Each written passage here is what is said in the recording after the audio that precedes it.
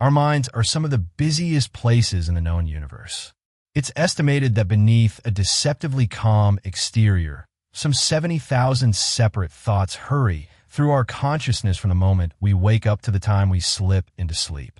In our modern world, this internal traffic is compounded by an endless stream of external noise, notifications, deadlines, social pressures, and a 24/7 news cycle. We live on autopilot, moving from one task to the next, rarely pausing to simply check in with ourselves. What many of these thoughts have in common is that we seldom give them the attention they deserve. The result is a kind of sensory overload and an immense difficulty in processing what we've actually been through. We might feel a constant, low-grade hum of anxiety without knowing its source, or a persistent fatigue that sleep doesn't seem to fix. We don't have time to truly feel the anger we're beset by. We don't have the wherewithal to give room to the sadness that nags at us. On too many occasions, we can't properly think our own thoughts or feel our own feelings. But these thoughts and feelings are forms of energy. They need to be understood, and they will protest more or less actively when they're not.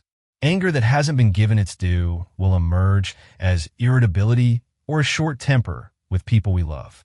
Grief that hasn't been honored will metastasize into aimlessness and despair.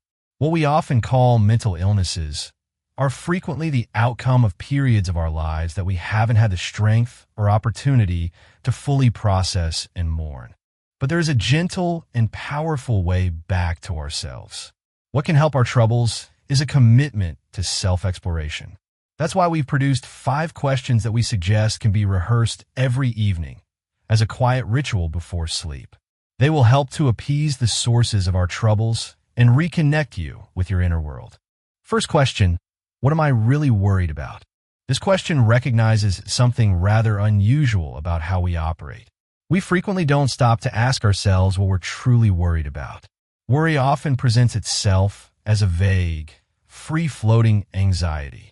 It's a cloud that follows us, making everything seem a little darker, a little more daunting. This sounds odd, surely. If we're worried, we would be expected to pause rather quickly and explore why. But our minds seem not to work in this supremely logical way. They feel anxious long before they're ever motivated to ask themselves why they might be so. They can carry on for months, even years, under a fog of diffuse concern before setting themselves the challenge of zeroing in on what is really at stake. So, the question bids us to stop running, to turn around and look at what might actually be ailing us. When you ask this, be a gentle detective. Don't just accept the first answer that comes to mind. The use of the word really is strategic. We often use one worry to shield us from another, deeper one.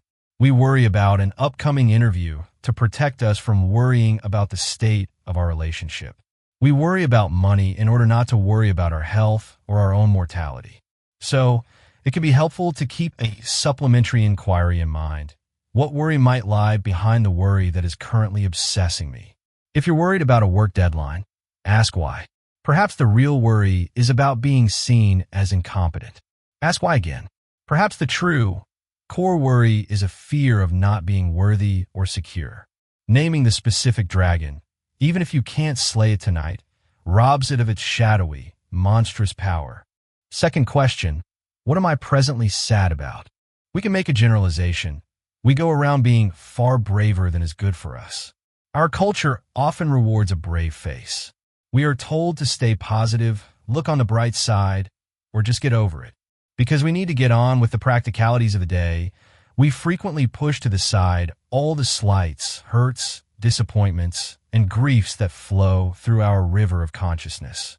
We choose not to notice how vulnerable we are for fear that we cannot afford our own sensitivity.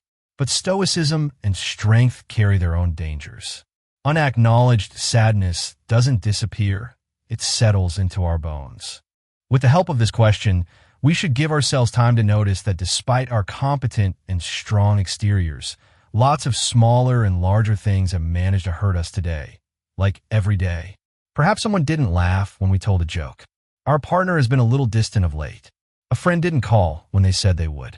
A senior figure at work was less than completely impressed. It could be the pang of seeing an old photo or a moment of loneliness while scrolling through images of other people's seemingly perfect lives. We don't need to mock ourselves for this. We aren't weaklings for being fragile. In fact, there is no clearer evidence of our maturity than our capacity to explore the ways in which we, like everyone else on the planet, are as sensitive and easily bruised as a child. Acknowledging sadness isn't about wallowing. It is about validating your own human experience. It's a quiet act of self-compassion that allows the feeling to be processed and eventually to pass through you instead of getting stuck inside you. Third question, who has annoyed me and how? We want to be polite, of course. We're attached to the norms of civilization, and it upsets us to think we might be upset. We fear conflict. We fear being seen as difficult or negative. So we swallow our frustrations. We say it's fine when it's not. But unexpressed annoyance curdles into resentment. Nevertheless, here too, we need to have the courage of our actual sensitivity.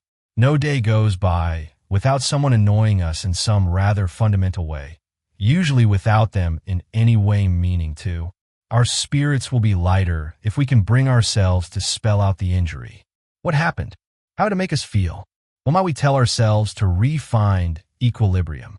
The goal here isn't to draft an angry email or plan a confrontation.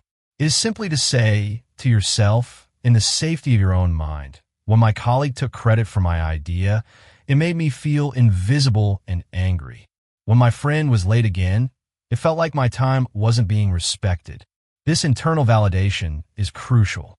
It honors your feelings and reinforces your personal boundaries, at least to yourself. If we were lucky, we used to do this sort of thing with a kindly parent when we return home from school. Now, as careful guardians to ourselves, we can internalize the process and use our inner adult to soothe the always easily flustered but also easily calmed inner child. This prevents the slow buildup of resentment that can poison relationships and our own peace of mind. Fourth question, what does my body want? Much of what we feel but don't process has a habit of ending up in our bodies. Our body is like an honest, loyal friend that can't speak our language. It uses the language of sensation tightness, aches, fatigue, get our attention when our conscious mind is too busy to listen. That's why we develop backaches, tense shoulders, knotted stomachs, and fluttery hearts. In order to live more easily with our bodies, we should regularly drain them of the emotions that they have unfairly been burdened with. This question invites you to do just that. We should mentally scan our bodies from top to toe and ask ourselves what each organ might require. What do my shoulders want to tell me? Perhaps they'd say, I am carrying the weight of everyone's expectations. What will my stomach want to say? Maybe, I am churning with a decision you refuse to make. What does my back need? What do my legs crave? The questions may sound strange, but what is surprising is that we're likely to have some very concrete answers just waiting for us when we ask. The answer might be as simple as needing a glass of water, a good stretch, or a full night's sleep. Or it might reveal a deeper emotional truth that needs your attention. Listening to your body is a profound act of self-care. Fifth question, what is still lovely despite so much that's difficult? Our brains are wired for survival, which means they're like Velcro for negative experiences and Teflon for positive ones. We ruminate on the one thing that went wrong, forgetting the 10 things that went right.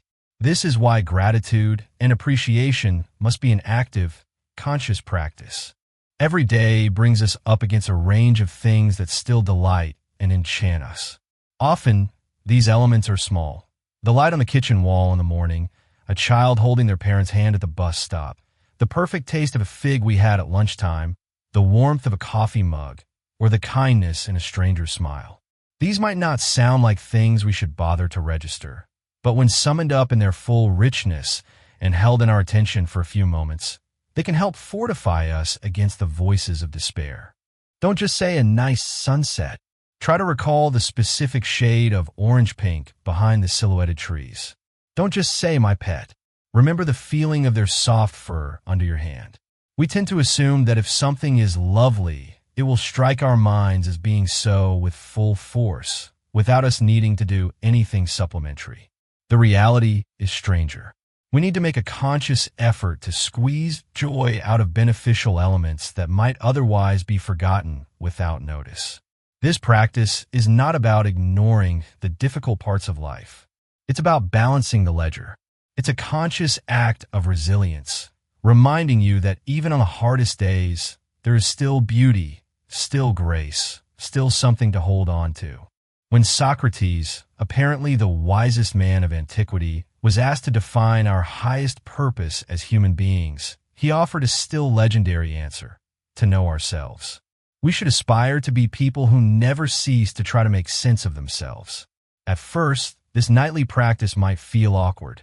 The answers might be hard to find.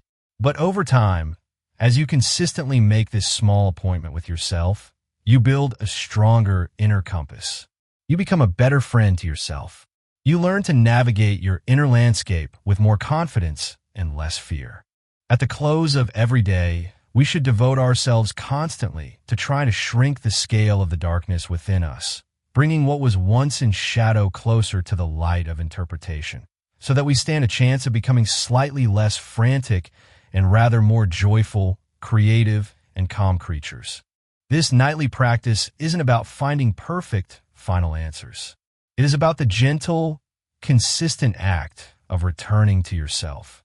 It's about clearing the day's mental and emotional clutter so that you can rest and then wake up with a little more clarity, a little more space in your heart, and a little more kindness for the person you will be tomorrow. By doing this, you are not just surviving your days. You are learning to inhabit them fully, building a life that feels truly and authentically your own. If these ideas resonated with you, and you would like to continue this journey of self-exploration with us, we warmly invite you to subscribe to our channel. Click the subscribe button and turn on notifications so you never miss a new video dedicated to helping you live a more thoughtful and fulfilling life. Thank you for being here with us today.